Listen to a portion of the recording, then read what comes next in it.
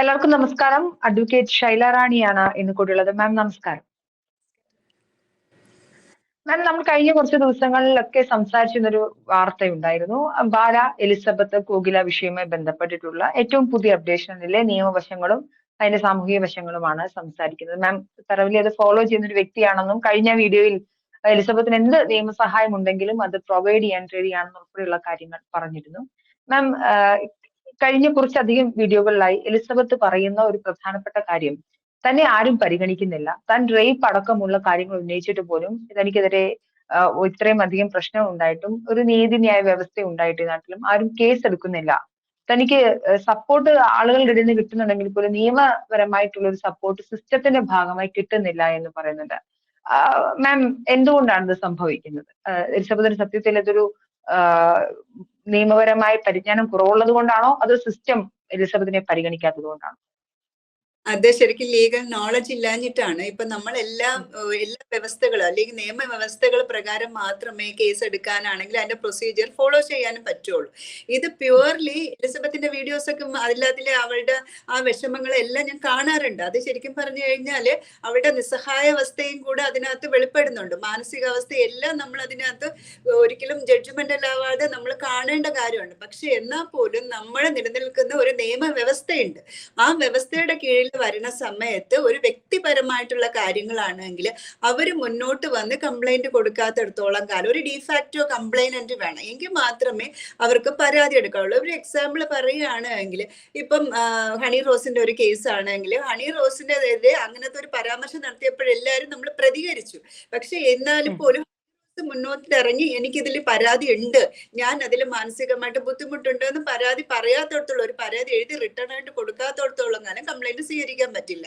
രണ്ടാമത്തെ കാര്യം, അതൊരു പബ്ലിക്കിനെ അഫക്ട് ചെയ്യുന്ന ഒരു കേസ് ആണെങ്കിൽ ഡെഫിനറ്റ് ആയിട്ട് സുവോ മോട്ടോ കോടതിക്കാണെങ്കിൽ പോലീസിനായിട്ടും കേസെടുക്കുക. ഇപ്പൊ ഒരു അമ്പലത്തിൽ ഉത്സവം നടക്കുന്നു, അവിടെ ഒരു വർഗീയ കലാപോ അല്ലെങ്കിൽ ഒരു കൂട്ടത്തല്ലോ അല്ലെങ്കിൽ എന്തെങ്കിലും രീതിയിൽ ഉണ്ടാവാം എന്ന് ഭയക്കുകയാണെങ്കിൽ anyone can file a complaint. മനസ്സിലായില്ലേ? അതൊരു ിനെ സംബന്ധിക്കുന്നത്. പക്ഷെ ഇത് പ്യുവർലി വ്യക്തിപരമായിട്ടുള്ള ഒരു കാര്യമാണ്.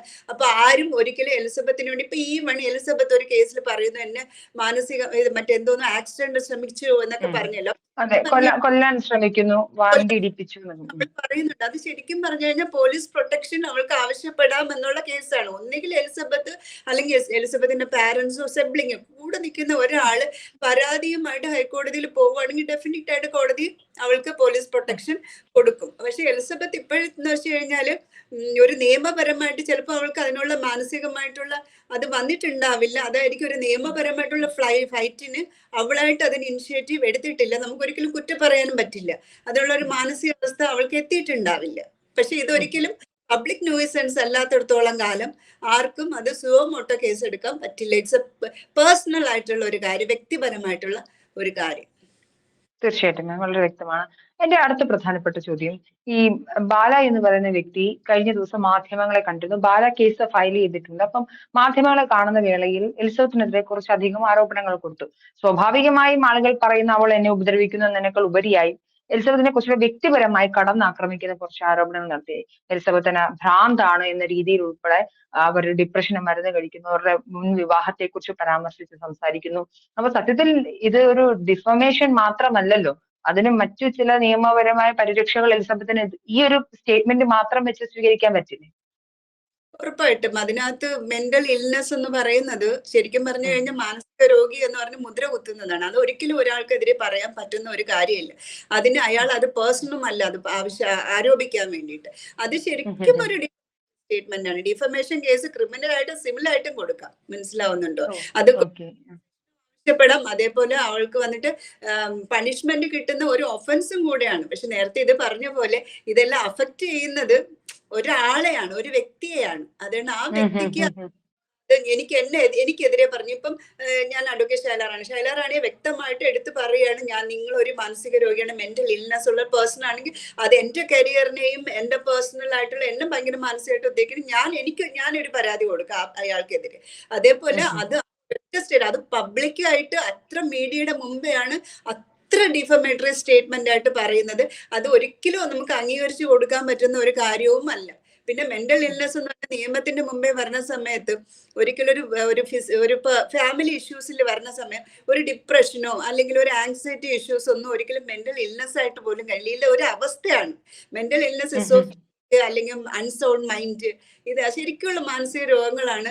നമ്മളൊരു ഫാമിലി ഇഷ്യൂസ് അല്ലെങ്കിൽ ഹസ്ബൻഡ് വൈഫ് ഇഷ്യൂ അല്ലെങ്കിൽ അങ്ങനത്തെ പേഴ്സണൽ ഇഷ്യൂസിൽ അതൊരു സീരിയസ് ആയിട്ടുള്ള ഒരു ഇൽനെസ് ആയിട്ട് പോലും കാണുന്നത്. ഇതൊന്നും ഒരിക്കലും ചെയ്യാൻ പാടില്ല, പറയാൻ പാടില്ലാത്തതാണ്. മാം, അടുത്തൊരു പ്രധാനപ്പെട്ട ഒരു ആരോപണം ബാല കഴിഞ്ഞ മാധ്യമങ്ങളെ കണ്ടപ്പോൾ തന്നെ പറഞ്ഞതാണ്, ഞാൻ റേപ്പ് നടത്തിയെന്ന് അവൾ പറയുന്നു.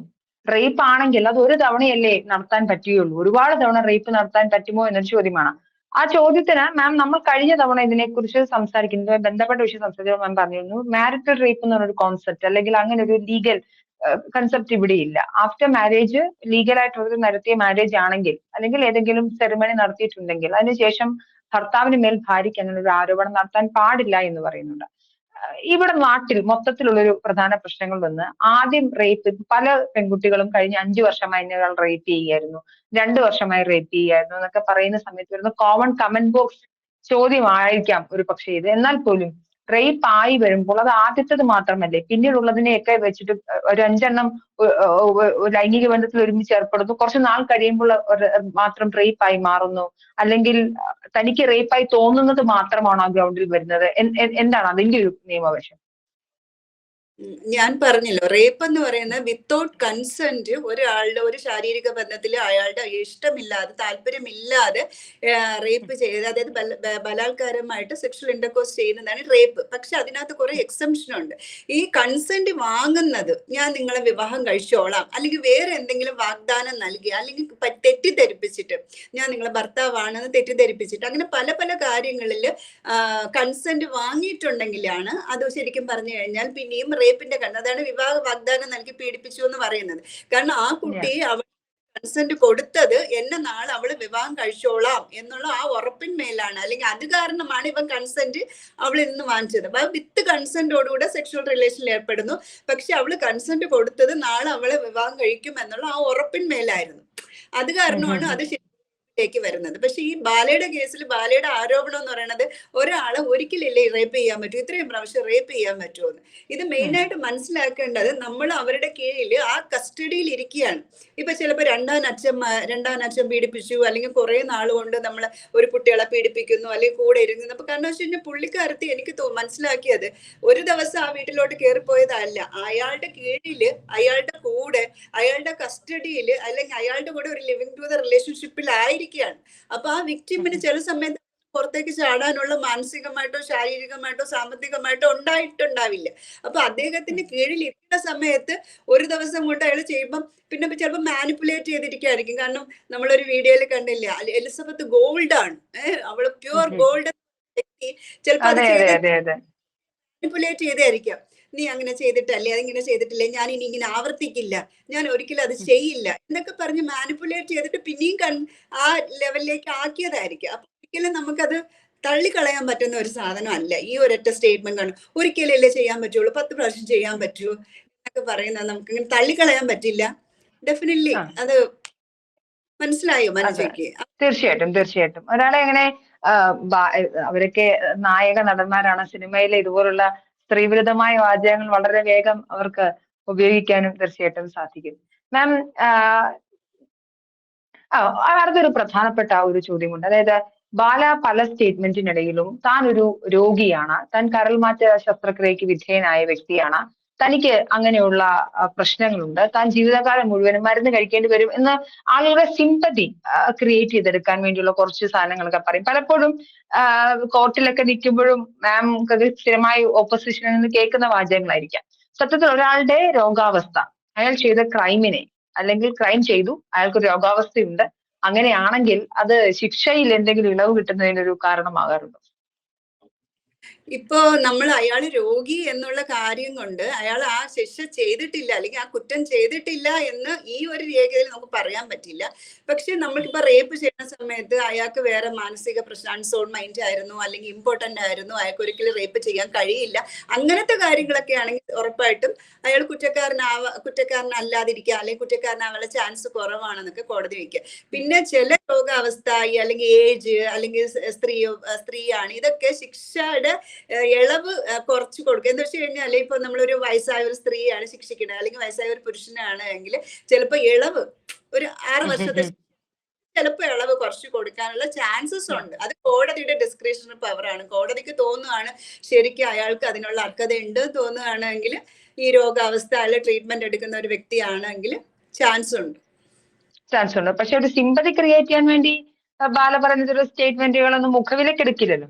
ഇല്ല, ഒരിക്കലും ഇല്ല. ഇപ്പൊ നമ്മൾ സാധാരണ കുറ്റം തെളിഞ്ഞു കഴിഞ്ഞു കഴിഞ്ഞാല് ക്രിമിനൽ കേസുകളിൽ ഡിഫൻസ് അഡ്വക്കേറ്റ് ഉണ്ടല്ലോ, അതായത് പ്രതിഭാഗം അഡ്വക്കേറ്റ് കുറ്റം തെളിഞ്ഞു കഴിഞ്ഞാൽ നമ്മൾ പറയുന്ന വാക്കുകളാണ് ഇയാൾക്ക് ഇത്ര പ്രശ്നമുണ്ട്, അല്ലെങ്കിൽ വളരെ ചെറുപ്പമാണ്, 2 പിള്ളേരുണ്ട്, ഭാര്യയ്ക്ക് വേറെ വരുമാനമില്ല, ഇവരുടെ അതിലാണെങ്കിൽ ബഹുമാന കോടതി ഒന്ന് ശിക്ഷ ഇളവ് ചെയ്ത് തരണം. നമ്മൾ ഈ ഗ്രീഷ്മയുടെ കേസിൽ ഒരു ചെറിയ പ്രായമാണ് നടപ്പിന് വേണ്ടി ശിക്ഷിക്കുന്നത്. അപ്പൊ കോടതി നോക്കണം അത് കൺസിഡർ ചെയ്യണോ വേണ്ടയെന്ന്. അത് നമ്മള് ഉറപ്പായിട്ടും കുറ്റക്കാരന് വേണ്ടി നിൽക്കുന്ന പ്രതിഭാഗം അഡ്വക്കേറ്റ് വാദിക്കുന്ന ഒരു സാധനമാണിത്. ചിലപ്പം പുള്ളിക്കാരന് അഡ്വക്കേറ്റിന് അഡ്വൈസ് കൊടുത്തിട്ടായിരിക്കാം ഒരു വിക്ടിം കാർഡ് ഇറക്കിയതെന്ന് എനിക്ക് തോന്നുന്നു.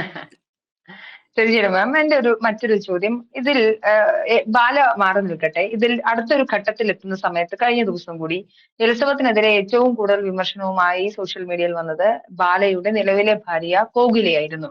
കോകില ഒരു ഓപ്പൺ ആയിരുന്നു കൊണ്ട് ഫേസ്ബുക്കിലും അത് അവരുടെ സോഷ്യൽ മീഡിയയിലെല്ലാം അക്കൗണ്ടുകളിൽ ഇരുന്നിട്ട് പറയുന്ന കുറെ കാര്യമുണ്ട്. ഈ പെൺകുട്ടിക്ക് മാനസിക രോഗമുണ്ട്, അല്ലെങ്കിൽ മുൻ ഭർത്താവ് ഉണ്ടായിരുന്നു, ഒരാഴ്ച മാത്രമേ കൂടെ താമസിച്ചുള്ളൂ. അതായത് എലിസബത്തിന്റെ പേഴ്സണൽ ലൈഫിലേക്ക് അതിഭീകരമായി ഇടിച്ചു കയറുകയും അവരെ ഇകഴ്ത്തി കാണിക്കുകയും ഒരു നല്ല സ്ത്രീ അല്ല എന്ന് ചിത്രീകരിക്കുകയും ചെയ്യുന്ന ഒരു സിറ്റുവേഷൻ കോകില ചെയ്യുന്നുണ്ട്. ഇത് സംസാരിക്കുന്ന ഒരു സ്ത്രീയാണ്, ഇപ്പുറത്ത് നിൽക്കുന്നത് മറ്റൊരു സ്ത്രീയാണ്.